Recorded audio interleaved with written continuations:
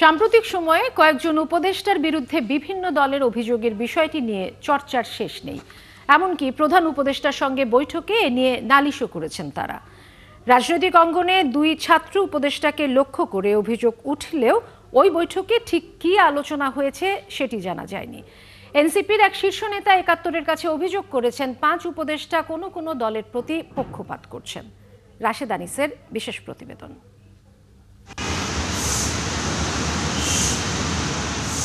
গত সপ্তাহের মাঝামাঝিতে প্রধান উপদেষ্টার সাথে যমুনায় বৈঠক করে বিএনপি, জামাত ও এনসিপির প্রতিনিধিরা।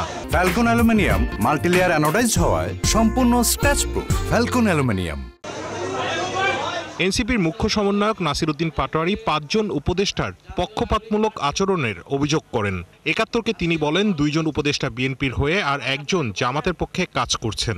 আর উপদেষ্টাদের মধ্যে তো বিভিন্ন দলেরই উপদেষ্টা রয়েছেন, যেমন আসিফ নজরুল একটু গণ অধিকারের প্রতি বায়াসড, তারপরে ফজল স্যার রয়েছেন উনি একটু জামায়াতের প্রতি বায়াসড, তারপরে হলো সালেহ ভাই এবং ওয়াহিদ ভাই রয়েছেন একটু বিএনপির প্রতি বায়াসড, তারপরে আপনার আদিল ভাই রয়েছেন একটু জাসদের সেই পুরাতন প্রেম ওনাদের মধ্যে মাঝে মধ্যে জেগে উঠে।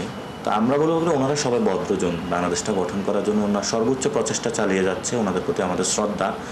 তো কিছু কিছু জায়গায় আবার এই পুরাতন প্রেমে একটু মজে উঠে। বিএনপির পক্ষ থেকে সেই বৈঠকে কয়েকজন উপদেষ্টার বিরুদ্ধে পক্ষপাতিত্বের অভিযোগ তোলা হয়। বিশেষ করে প্রশাসনে পদায়ন ও রদবদলে উপদেষ্টা কমিটি এবং একজন সচিবের কথা বলেছে তারা। দলটির মতে এই গ্রুপ জামাতে ইসলামীর পক্ষে কাজ করছে। বৈঠকের পর দলটির নেতাদের বক্তব্যেও সেই ইঙ্গিত মেলে।